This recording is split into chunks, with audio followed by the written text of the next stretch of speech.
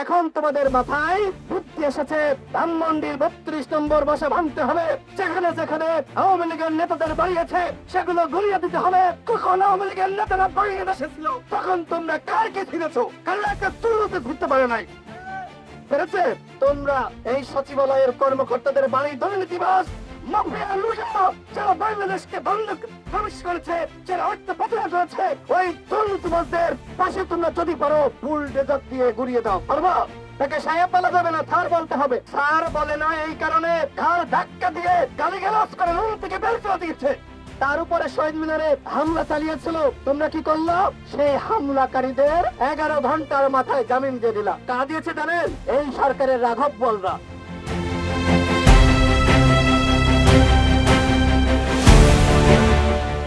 এই কমান্ডার কাউকে ধরতে পারে নাই। তোমরা ওবায়দুল কাদেরকে পালাতে সহযোগিতা করো, পালিয়ে যাওয়ার পরে তার বাসা বুলডোজার দিয়ে গড়িয়ে দাও।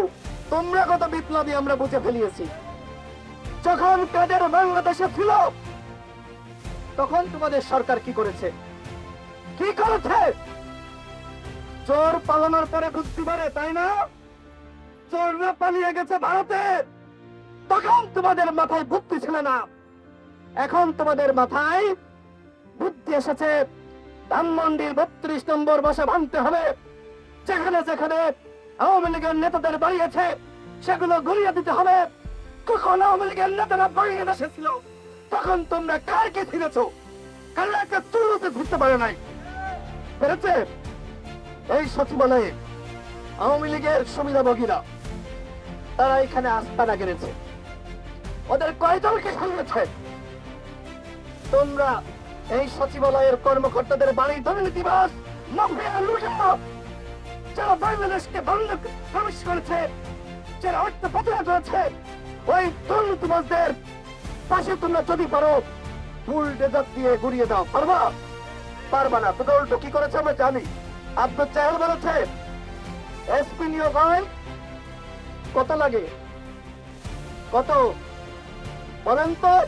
হাসিনার আমলে যেমনি নিয়োগ হয়তো এই সরকারের আমলে সেই নিয়োগ বন্ধ হয়েছে? বন্ধ হয় নাই। সুনামগঞ্জের এসপি আনোয়ার হোসেন, তাই তো? আনোয়ার হোসেন গতকাল ভিডিও দেখেন নাই? সে কি করেছে? আমাদের গণ অধিকার পরিষদের নেতা কর্মীদের নামে মামলা হয়েছিল, জানার জন্য যে সেই মামলার আপডেট কি সেখানে গিয়েছিল। তাকে স্যার বলে নাই, তাকে বলেছে এসপি সাহেব।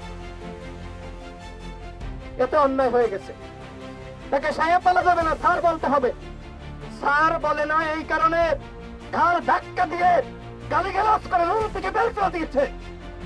তোমরা বিপ্লবের পরে প্রত্যেকটা তোমরা জেলায় জেলায় এই ধরনের এসপি নিয়োগ দিয়েছ। এদের মাধ্যমে তোমরা রাষ্ট্র সংস্কার করতে চাও।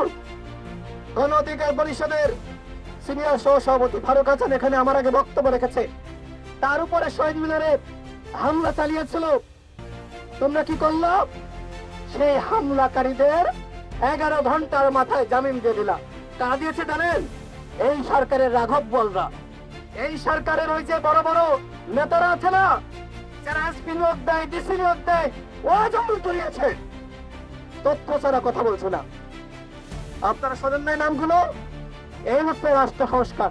বন্ধুগণ, একটি সরকার এই মুহূর্তে দায়িত্ব পেয়েছে।